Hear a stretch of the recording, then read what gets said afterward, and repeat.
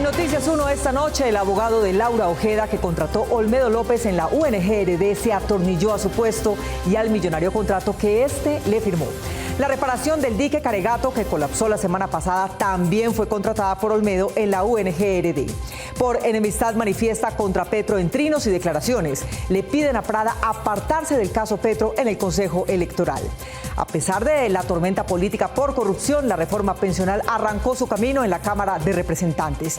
¿Y en qué tal esto? Un libretista y una actriz viven el melodrama en sus vidas reales por cuenta de decenas de suplantaciones de sus identidades. Y en los deportes, Mauricio Posada. Mónica, David Alonso dominó el Gran Premio de Francia de Moto3, que ganó hoy en Le Mans. Sebastián Molano fue tercero en la etapa del Giro. Daniel Felipe Martínez sigue segundo en la general. Y Santa Fe le ganó a Equidad y suma 2 victorias, que lo tienen líder de su grupo. Por la prensa libre y el derecho que todos ustedes tienen a la verdad, yo soy la Red Independiente. Presenta Noticias 1 con Mónica Rodríguez y Mauricio Posada. Buenas noches y bienvenidos a la mejor información en este puente festivo. Un abogado sin estudios de posgrado que había sido contratado por Olmedo López para ganarse 24 millones de pesos al mes en la UNGRD se quiere quedar atornillado en la entidad hasta finales del año cuando venza su contrato. Gustavo. Mónica, se trata de Iván Alfaro, quien dice que no renuncia, aunque el actual director considere que no es idóneo para las funciones porque necesita trabajo, pero de hecho tiene más trabajos, pues está acreditado como representante legal de Laura Ojeda, esposa de Nicolás Petro y madre del menor de los nietos del presidente de la República. El representante legal de Laura Ojeda, esposa de Nicolás Petro y madre del nieto menor del presidente Petro, es el abogado Iván Alfaro Gómez, que fue contratado por la administración de Olmedo López en la Unidad Nacional de Gestión del Riesgo de Desastres y está atornillado al contrato que le firmó el exdirector, tal como lo reveló Daniel Coronel en su columna de hoy. El señor Alfaro no quiso irse, digamos que él insiste en seguir ganándose esa cantidad, en mi opinión, absurda de dinero. El director de la entidad, Carlos Carrillo, le dijo a Noticias 1 que entre los documentos que dejó firmados Olmedo López hay uno que le preocupa y es el que beneficia al abogado. Es un certificado de depósito presupuestal, CDP, que asciende a 1.200 millones de pesos a favor de Capstone Group, de la que el abogado se define como partner, es decir, socio, en su papelería de abogado. El CDP se solicitó el 27. Exactamente al mismo tiempo que lo otro. Y es un contrato de 1.200 millones para contratar asesoría jurídica con una firma que está claramente relacionada con el señor Alfaro. El director Carrillo encontró que para justificar su contrato ante Olmedo, Alfaro aportó una certificación laboral en la que se describe como empleado de Capstone Group, la beneficiaria del CDP, que preocupa a Carrillo, pues esta es la única que certifica la experiencia laboral de Iván Alfaro, a quien Olmedo López contrató por 284.1 millones de pesos por 12 meses. Es decir, Alfaro Gómez Asociados es la que certifica los 13 años de experiencia laboral del señor Alfaro para entrar a la unidad. La disponibilidad presupuestal para Capstone por 1.200 millones de pesos es otro de los documentos presupuestales que le preocupan a Carrillo, pues aunque en el proceso se requirió un abogado altamente calificado, Alfaro no acreditó nada más que su título de abogado. Pretendía terminar el señor con una asignación de 124 millones de pesos mensuales para entregarle asesoría jurídica cuando ni siquiera tiene una maestría. Lo único real hoy es el apego que ha demostrado por su contrato inicial a pesar de no ser de la confianza de Carrillo. El señor es bastante civilino, ¿no?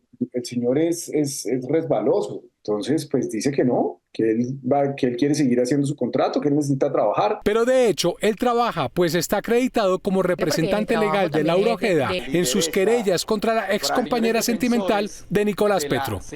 Las obras para la reparación del dique Caregato en la Mojana Sucreña, que con la creciente del río Cauca la semana pasada comenzó a romperse nuevamente, fueron contratadas por Olmedo López como director de la UNGRD, con empresas que fueron contratistas en los gobiernos de los gobiernos del clan Aguilar de Santander. Camilo. Mónica, tanto Sneider Pinilla como Hugo Aguilar niegan la relación, pero para el director de la Unidad Nacional de Gestión de Riesgo está claro que Pinilla era como el Papá Noel de los burócratas en Santander. El 14 de noviembre de 2023, el consorcio RCG, conformado por las empresas Petroblind SAS, Balco Holding SAS, EBM Construcciones e Interventoría SAS y Construsego SAS, firmó un contrato por 129.000 millones de pesos con la Unidad Nacional para la Gestión del Riesgo de Desastres, para la recuperación de la margen izquierda del dique del río Cauca en el rompedero Caregato en San Jacinto, Mojana Sucreña. Los consorciados tuvieron contratos previos en la administración de Richard Aguilar, otra con la de su hermano Mauricio, otras con su excontralor Freddy Anaya y todas nexos con el clan Aguilar. ¿Por qué le digo que no me extrañaría en lo absoluto? Pues porque yo he visto demasiado dinero que se va hacia Santander, pero el señor Sneider Pinilla, como Papá Noel, iba regalándole cientos de miles de millones a municipios cercanos políticamente a él. Sneider Pinilla, subdirector de la Unidad Nacional para la Gestión del Riesgo de Desastres en el momento de la adjudicación de este contrato, aseguró en entrevista para Noticias 1 esta semana que no tiene nada que ver con Aguilar. Es mentira, es falso que yo venga del clan Aguilar o del clan Tavera. A mí me apoyó el coronel Aguilar en su momento en mis aspiraciones a la alcaldía, pero hasta ahí. Esta semana el parapolítico Hugo Aguilar salió al paso a las acusaciones por un video en el que aparece haciendo campaña por Pinilla, quien aspiraba a la alcaldía de Sabana de Torres, diciendo que no tiene nada que ver con él hace más de 9 años. Es injusto que se nos señale constantemente y se intente atribuirnos responsabilidades que no tenemos. Esta persecución sin fundamentos debe terminarse de una vez por todas. Al día de hoy, el consorcio ha recibido 25.000 millones de pesos, pero el pasado 6 de mayo se comenzó a abrir una brecha en el dique que ya generó al menos 38.000 personas damnificadas, cultivos y ganado perdido. Según el director de la Unidad Nacional para la Gestión del Riesgo de Desastres, Carlos Carrillo, debe ser el contratista el encargado de cerrar el boquete, mientras que habitantes y veedores en este departamento aseguran que la corrupción que inunda todo lo que tiene que ver con Caregato ha sido histórica. Demuestra que hubo todo un cartel político detrás de la desgracia que hoy está viviendo la región mojana. El pasado 7 de mayo, un día después de la ruptura del dique, el presidente Petro a través de Twitter solicitó a la Fiscalía investigar los últimos 8 contratos que se han adjudicado para las obras en La Mojana, entre ellos este último, firmado por Olmedo López. La UNGRD era botín de los políticos desde antes del gobierno Petro. Durante el de Duque, el senador Mario Castaño se hizo al 10% de por lo menos uno de sus contratos para atender una emergencia invernal en Manizales, según su confesión y la delación de su mano derecha. Juan Carlos Martínez Rodríguez, mano derecha del ex senador Mario Castaño, podría convertirse también en pieza clave para exponer otros escenarios de mega corrupción, esta vez en la administración de la Unidad Nacional de Gestión del Riesgo y Desastres, UNGRD, durante el gobierno Duque. Eso es un gran avance. Su testimonio ya fue incorporado a la investigación contra Mario Castaño, que cursaba en la Sala de Instrucción de la Corte Suprema. La carencia de escrúpulos de la empresa criminal por él liderada hizo que incluso jugaran con los dineros destinados por la Unidad Nacional de Gestión de Riesgo de Desastres. El ex senador Castaño admitió haberse apropiado de 1.560 millones del contrato suscrito por la UNGRD con el consorcio San Miguel para la mitigación de los riesgos por deslizamientos en Manizales por 16.424 millones de pesos. Al mismo tiempo que el contratista recibía los adelantos del contrato, Mario Castaño construía 2 edificaciones, una en el barrio Bengala de Manizales y otra en el sector de la 24 en la misma ciudad.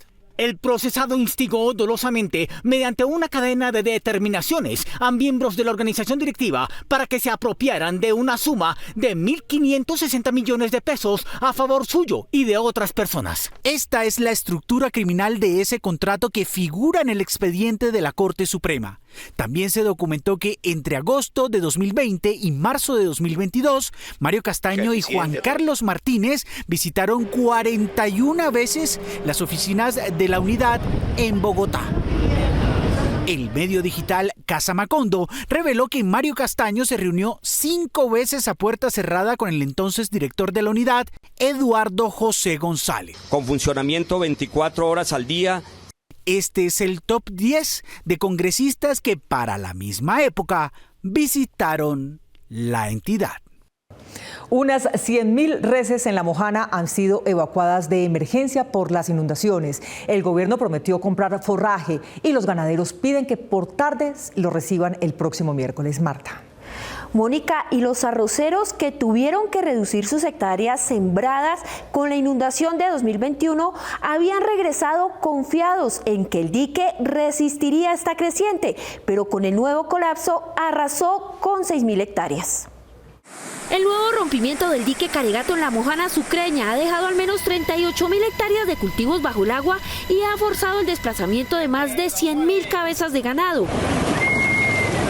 Según Federarroz, 6.000 hectáreas del cereal que hasta ahora se habían sembrado se perdieron, dejando damnificados a 1.500 agricultores. El gremio envió esta carta al Ministerio de Agricultura alertando sobre el posible incremento de pérdidas en las plantaciones de arroz, con imágenes satelitales como esta que muestra la magnitud de las afectaciones.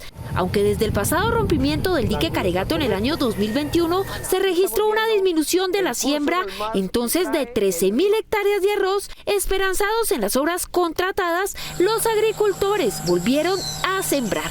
Todos los agricultores estaban convencidos de que el trabajo había quedado suficientemente bien hecho para que no se fuera a desbordar, pero fíjese usted, lo que ocurrió fue exactamente lo contrario. Nuevamente la reapertura de este boquete de Caregato no lo esperábamos. Nosotros estábamos confiados de que ya estaba cerrado. Según el Ministerio de Agricultura, hasta el momento los municipios de San Jacinto, Majagual y Guarandá son los más afectados. El gobierno se comprometió a comprar 5.000 toneladas de suplemento alimenticio para los animales que los ganaderos esperan recibir esta misma semana. Ese ganado viene con 2-3 días sin comer nada y estamos desesperados. Por su parte, Federarroz enviará este martes otra carta al Ministerio de Agricultura solicitando ayuda para los arroceros que quedaron damnificados. Le estoy también pidiendo al Ministerio de Agricultura, al gobierno, que de alguna manera le ayuden a estos agricultores, les den alguna especie de ayuda, de indemnización o algo así. El gobierno señaló que por ahora las primeras ayudas serán de carácter humanitario. Estamos mirando cuáles son los mejores tipos de ayudas, apoyos económicos que van a necesitar los agricultores. Pero por el momento, digamos, no hay una ayuda inmediata porque pues la primera ayuda que se necesita es una ayuda humanitaria. Las ayudas de mediano plazo para el sector arrocero, según el Ministerio de Agricultura, tendrán como base el censo de áreas y afectaciones que se está ejecutando, aunque ya están listos algunos alivios financieros para los acreedores del Banco Agrario. El CNE basó la última parte de su investigación en el avión que Petro utilizó en viajes de su campaña, que habría sido una donación en especie, pero en las cuentas analizadas encontró un pago por los servicios del avión y varios descuentos en su factura que los ponentes le atribuyen al deseo de ocultar la superación de los topes de financiación. A última hora, cuando Omar Hernández, imputado por fraude y captación ilegal, pidiera principio de oportunidad en la Fiscalía para declarar sobre la superación de los topes electorales en la campaña de Gustavo Petro por su donación en horas de vuelo a la campaña, Álvaro Hernán Prada y Benjamín Ortiz revisaron la contabilidad en busca del negocio. Inicialmente encontraron un contrato del 30 de marzo con la Sociedad Aérea de Ibagué Sadi y Ricardo Roa, entonces gerente de la campaña, por 120 horas y por un valor de 4.000 millones de pesos. Su primera factura se emitió el 28 de mayo de 2022 por la cifra pactada. No estoy diciendo que lo regalaron. Fue un apoyo en especie consistente en brindar transporte aéreo que le ayudara a la campaña. Al día siguiente, Sadi sustituyó la factura por otra por 2.270 millones de pesos. Pero al día siguiente de esa factura fue modificada el 30 de mayo por otra por 2.770 millones de pesos. Prada y Ortiz dicen que los cambios en la factura buscaban ocultar la superación de topes. Esta conducta obedece a una posible manipulación de cifras con el fin de no vulnerar el límite al tope de gastos establecidos por la corporación. Ricardo Roa le dijo al CNE que Sadi prestó el servicio de transporte aéreo del candidato y esta empresa dijo que el servicio lo prestó con el avión Super King 300 años de matrícula HK5328, que según Hernández fue comprada por la campaña y que aportó 73 permisos aéreos, pero la Aerocivil relacionó 88 permisos. Según Prada y Ortiz, todos esos permisos deben atribuirse a la campaña porque según el contrato, SADI debería operar de manera exclusiva para la campaña presidencial. La Aerocivil les entregó a los magistrados los registros de vuelos autorizados y advirtió que ese avión solo tenía como cliente registrado a Strategic Business Aviation SAS, anteriormente SADI Real Estate. SADI Real Estate fue constituida en 2016, entre otros, por Carlos Restrepo Osorio, alias Caco, quien se entregó a la justicia de Estados Unidos en septiembre del año pasado para responder en ese país por cargos de narcotráfico. No puede. El testimonio de Hernández sirvió a Prada y Ortiz para confrontar la declaración de Sebastián Betancourt, su socio, quien dijo que la avioneta solo se puso a disposición de la campaña, pero no fue comprada para ello. No solamente lo compró, sino que tenía total conocimiento de las actividades de Carlos Restrepo de pilotaje como empresario de SADI. Entre los documentos analizados, el CNE encontró un pago con este cheque del Banco de Vivienda, que daría cuenta de que la campaña pagó por los vuelos y tumbaría el argumento de que sus vuelos fueron donación en especie. El ex senador Álvaro Hernán Prada no ha sido uno de los más vociferantes contradictores de Gustavo Petro, sino que llamado a juicio como partícipe en la manipulación de testigos del caso Álvaro Uribe, renunció como el expresidente para evadir la imputación, pero a él no le funcionó la maniobra. El 15 de junio de 2023, la Sala Plena del Consejo Nacional Electoral, CNE, decidió que el magistrado Benjamín Ortiz no podía investigar solo las presuntas irregularidades en la financiación y presentación de informes de ingresos y gastos de la campaña electoral presidencial de la coalición Pacto Histórico. Por eso se conformó lo que llamaron una comisión especial que él integraría con el ex representante huilense Álvaro Hernán Prada del Centro Democrático. Álvaro Hernán es un gran ejemplo de lealtad. El uribista Prada, llamado a juicio por la Corte Suprema por presunto soborno a testigos a favor de su jefe político, ya era conocido en el CNE por sus ataques a la corporación y sus investigaciones. Este Consejo Electoral colombiano no resuelve nada. Encontramos más de 20 ataques digitales contra el CNE. Cada elección vemos lo mismo: trampa y manipulación del gobierno y un CNE que sirve para nada, que hay que acabar. En el mismo sentido, el ex representante y magistrado Prada había demostrado públicamente su abierta enemistad con su investigado, el presidente de la República. Gustavo Petro no se ha desmovilizado. Desde el 2013 se encuentran en sus redes decenas de publicaciones donde insiste en hacer ataques políticos y personales con el ahora presidente Gustavo Petro. El señor Gustavo Petro no se ha desmovilizado, sigue pensando y actuando como guerrillero. El Centro Democrático postuló a Prada como su representante ante el Consejo Nacional Electoral luego de conocer su inminente imputación como partícipe en la trama de la compra de testigos por la que la Corte Suprema había imputado a Álvaro Uribe. ¡No más socialismo! Prada, según el magistrado instructor del caso Uribe, habría presionado testigos para que se retractaran de señalamientos en contra del expresidente y su hermano Santiago. Ese viejo habló hoy. El man lo escuché yo directamente, el ex. Al otorgarle la investidura de magistrado, su juez natural pasaba a ser la comisión de acusación, de manera que, así como la sala de instrucción de la Corte Suprema perdió la jurisdicción cuando Álvaro Uribe renunció a su curul, también la perdería con el nombramiento de Prada. Ojalá ese señor diga la verdad. Pero la Corte no lo hizo porque, en su caso, las conductas sí fueron cometidas en su condición de congresista. No nos digamos mentiras. Precisamente por esa animadversión manifiesta, pero también por haber sobrepasado la jurisdicción del mismo Consejo Nacional Electoral, los dos magistrados fueron recusados y denunciados penalmente. Ante el Consejo Nacional Electoral y la Fiscalía fueron radicadas denuncias contra el magistrado y excongresista uribista Álvaro Hernán Prada. ¿Cuál es la pretensión? La senadora del Pacto Histórico, María José Pizarro, vocera de los 39 congresistas que firmaron la solicitud contra Prada, advierte que este incurrió en interés indebido y animadversión y que no brinda garantías en la investigación que adelanta contra la campaña presidencial. Pueden revisar ustedes todos los trinos, los mensajes, sus intervenciones inclusive en el Congreso de la República, en contra del presidente Gustavo Petro. Él no tiene la idoneidad, no tiene la capacidad de impartir justicia de manera independiente, de manera ponderada. El abogado penalista y veedor Elmer Montaña denunció ante la Fiscalía a Prada y a Benjamín Ortiz, su compañero en la ponencia, por presunto prevaricato cuando le abrieron investigación al presidente Petro. Lo que no podían hacer estos magistrados del Consejo Nacional Electoral era abrir investigación, ni mucho menos formularle cargos al presidente de la República, porque esta es una competencia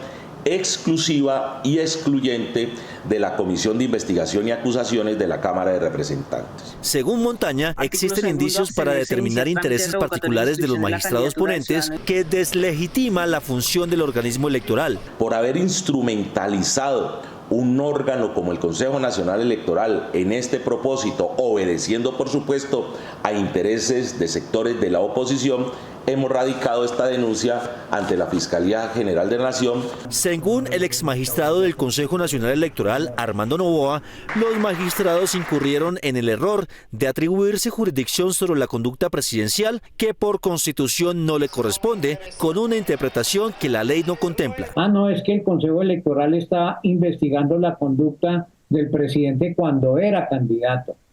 No, porque si no, entonces no habría posibilidad de aplicar la norma que establece en lo que se relaciona con infracciones electorales. Al interior del Consejo Nacional Electoral advierten que antes de aprobar o no la ponencia elaborada por los magistrados Prada y Ortiz, deberán resolverse las recusaciones. En medio del impacto de los escándalos de la UNG-RD y sus protagonistas, pudo comenzar su camino en la Cámara de Representantes la reforma pensional. Los ponentes consideran que aún podría aprobarse en el mes largo que le queda a esta legislatura.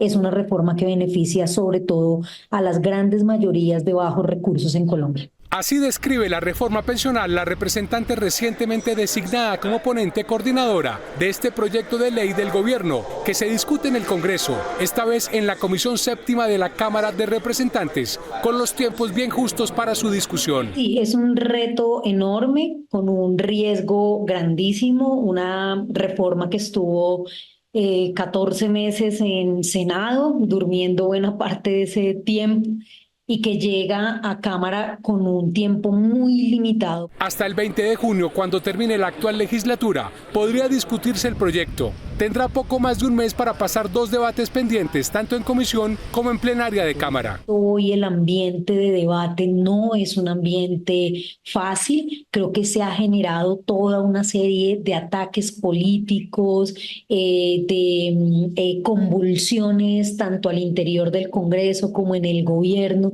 que hacen muy difícil el debate, el escenario de debate político. Las cuentas para que la reforma pensional logre el respaldo necesario ya las hace la ponente coordinadora. Tiene un ponente del Partido Liberal que yo espero que también acompañe la reforma. Ya hay una serie de acuerdos que se lograron en Senado. El Partido de la U acompañó muchos de los artículos en Senado. Ya han anunciado su voto negativo el Centro Democrático y Cambio Radical. Noticias 1 preguntó a un grupo de congresistas sobre el ambiente para la discusión. La oposición hace su trabajo, que es torpedear. Nosotros tratamos de avanzar. Tratamos de llegar a la conciliación. Si somos conscientes, por tiempo no vamos a alcanzar a llegar a la plenaria de Cámara y por consiguiente pues se deben hundir y volverse a radicar en el siguiente periodo legislativo. Nuestro deber y nuestra función se tiene que cumplir y la tenemos que cumplir y honrar, pero por supuesto no podemos tapar el sol y impactan el curso ordinario del Congreso, desde dilatarlas o no darles el debate y no de pronto tomar decisiones a tiempo. En mi opinión, debería seguir el trámite común y corriente por la misma independencia que tiene que tener el Congreso a pesar de las circunstancias. La idea es que la reforma pensional sea anunciada y discutida en primer debate en Cámara en la semana del 20 al 24 de mayo. Las matemáticas simples muestran que la población de Colombia está disminuyendo por falta de embarazos, lo que indican los indicadores. Según cifras de la Organización Mundial de la Salud, en 1950 la tasa de maternidad de Colombia estaba en 4.2 hijos por cada mujer. En 1963 subió a 4.7. En 1970 estaba en 3.6. En 1980 llegó a 1.9. En el 2010 en 1.7. Y hoy está en 1.67. Esto indica que en pocos años madre no habrá sino una. Esto es lo que indican los indicadores. El embarazo es también un momento de reflexión en el que la mujer y su pareja se enfrentan, ya no solamente para plantear cómo será su vida juntos, sino cómo será la del ser que traerán al mundo. Consejos financieros al respecto. Si está próxima a ser mamá y aún tiene deudas, siga estas recomendaciones para cuidar el bolsillo y disfrutar al máximo esta etapa con unas finanzas personales sanas. Trata de eliminar las deudas que tenga actualmente para prever cualquier gasto o emergencia que se pueda presentar durante su etapa de embarazo. Planifique los gastos con mucha anticipación, haciendo un presupuesto realista que esté alineado a sus ingresos y egresos mensuales. Evite las compras impulsivas o excesivas y aproveche las ofertas que ofrecen diferentes establecimientos comerciales. Consulte en diferentes tiendas y sitios web los mejores precios. Cree un fondo para ir ahorrando desde ya para los estudios de su hijo y cualquier imprevisto que se presente. Tener un colchón financiero le evitará preocupaciones futuras. El parto, que es el primer trauma de los bebés, también es traumatizante para las madres. Ejercicios físicos y entrenamiento psicológico le servirán a ella para disminuir los dolores. El parto, la culminación del embarazo y nacimiento del bebé, suele ser naturalmente vaginal o por cesárea. Antes de que se presenten las contracciones uterinas rítmicas que llevan el feto a la salida del útero, es necesario que la madre recurra a diversos métodos para aliviar los dolores. Expertos recomiendan técnicas de control de la respiración, ejercicios en disciplinas físico-mentales como el yoga y la meditación, masajes para aumentar la elasticidad del periné, clases prenatales, estiramientos, caminatas y música contra la ansiedad. Y hay intervenciones que ayudan a que esto vaya mejor. Ejercicio dirigido para el embarazo, para fortalecer la pelvis, para mejorar su capacidad de resistencia. Es importante que ella reduzca sus miedos y eso se hace a través de sesiones de psicoprofilaxis. La madre debe además contar con el seguimiento permanente de su ginecobstetra para estar siempre lista para enfrentar eventualidades. Más del 90% de ellos van bien. Sin embargo, es verdad que entre el 5 y el 10% pueden tener alguna complicación. La principal complicación es que no progrese, ya sea porque no hay buenas contracciones, porque hay una desproporción entre el tamaño del bebé y la pelvis de la madre. La mayoría de los 140 millones de nacimientos que se registran a nivel mundial cada año, según la OMS, se dan en mujeres que no presentan afectaciones al momento del parto. Los fiscales Gerson Rivera y Betty Maje, su acompañante María Ruiz y el soldado profesional Giner Noscue, secuestrados por una banda del grupo de alias Mordisco el pasado 19 de abril en Santander de Quilichao, Cauca, recobraron hoy su libertad. Naciones Unidas y Defensoría del Pueblo interlocutaron con el grupo de narcotraficantes y consiguieron una suspensión de operaciones militares en el punto de la liberación.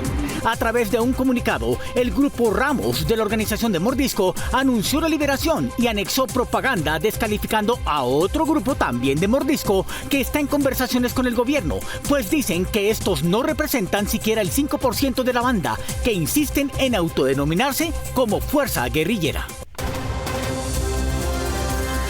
El escritor de varias docenas de producciones de televisión y cine, su esposa actriz y su cuñado están viviendo un drama peor que el de cualquiera de sus telenovelas por cuenta de las suplantaciones de identidad de las que son objeto.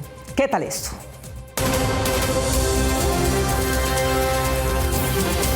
Incluso en Datacrédito él estaba suplantado. Completamente kafkiano.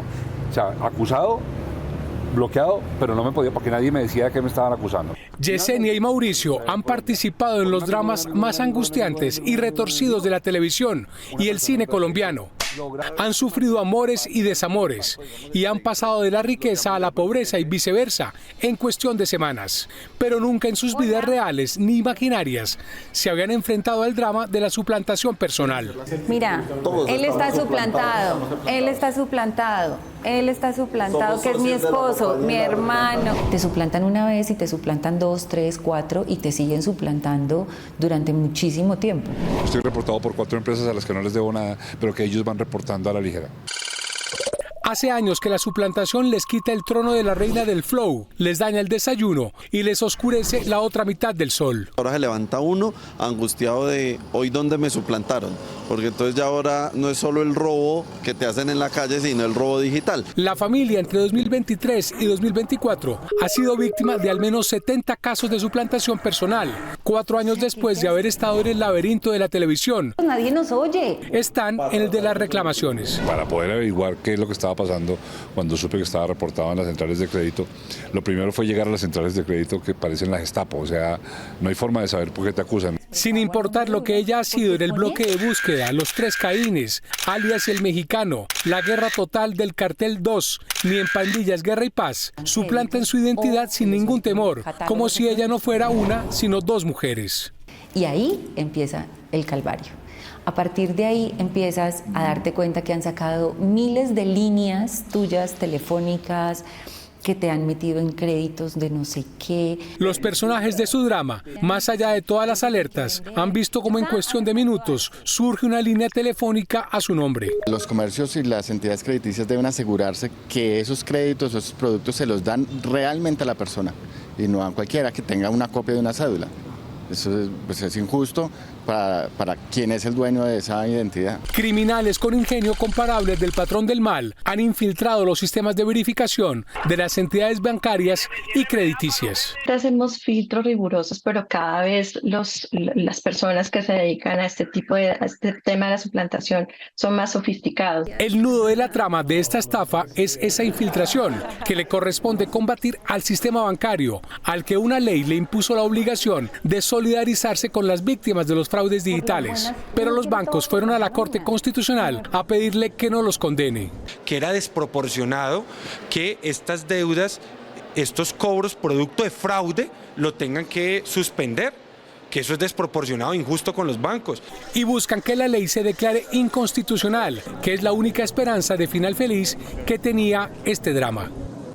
Un científico colombiano explora el principio según el cual la simple aplicación de un químico líquido sobre ciertas superficies podría eliminar del aire respirable las partículas más tóxicas. El grafeno es el carbono en su máxima pureza. Es un material que permite hacer las láminas 20 veces más delgadas de las metálicas. Con la misma resistencia podría ser útil para monitorear niveles de polución en ciudades como Bogotá.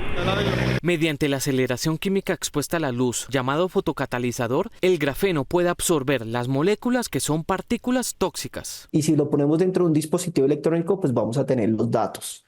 Y si tenemos los datos en tiempo real, pues ahora puedes imaginar cruzando la calle, viendo el semáforo y encima del semáforo un indicador diciéndonos, venga, aquí hay tantos grados de polución. Ciudades del mundo como Londres, Los Ángeles, Pekín o Seúl ya cuentan con estos sensores de vigilancia de polución con grafeno y hasta con purificadores de aire portátiles que pueden instalarse para eliminar partículas finas que pueden afectar la salud de las personas. Sí, aplicar como de forma de agua en todas las superficies ese grafeno para que mejore el oxígeno de la ciudad. Entonces nosotros podemos tener tanto las carreteras como los edificios, como las estaciones de Transmilenio, como nuestras oficinas, con este recubrimiento en grafeno, y este recubrimiento en grafeno lo que hace es que se activa con la luz del sol y empieza a crear oxígeno. Este tipo de tecnologías podrían monitorear la polución en ciudades colombianas como Bogotá, que varía el rango de contaminación de la calidad del aire. Organizando los gastos del hogar, una familia puede dar los primeros pasos para conseguir su vivienda propia, sobre la base de que sus gastos de arriendo deberían ir al pago de vivienda propia. A la hora de comprar una vivienda nueva o usada, se debe tener la cuota inicial correspondiente al 30% del valor del inmueble. Para poder ahorrarla, tenga en cuenta las siguientes recomendaciones. Si usted es un trabajador formal, destina los dineros extra que recibe como primas a un fondo del ahorro para este fin. Si es independiente, trate de ahorrar al menos el 20% de sus ingresos mensuales para este propósito. Realice un ahorro programado. Las cuentas de ahorro programado o CDT son unas alternativas importantes para empezar a ahorrar y le van a permitir medir el ritmo al que más tarde podrá pagar sus cuotas. Otra de las opciones para completar el pago de la cuota inicial de su inmueble son las cesantías, en el que su fondo pensional acumula los valores que la mayoría usa para comprar vivienda, remodelarla o para educación, es decir, proyectos de largo plazo. Y por último, tenga en cuenta que una vez cumpla la meta de ahorro de su cuota inicial, es importante que disponga también de un ahorro para los costos asociados a la compra de vivienda, como gastos de escrituración, instalación y trasteo. Las redes sociales de Argentina tienen como favorito hoy a este ladrón que la semana pasada entró a la panadería San Martín en Buenos Aires para robarse el dinero que entró, para reclamar amenazante que le entregaran todo el efectivo de la caja registradora, pero de repente hubo una avalancha de clientes y el ladrón cambió su actitud para simular la de un atento dependiente que empezó a facturar el pan. El delincuente tuvo que esperar a otro momento sin clientela y huyó. Su imagen del video está en la actual orden de captura.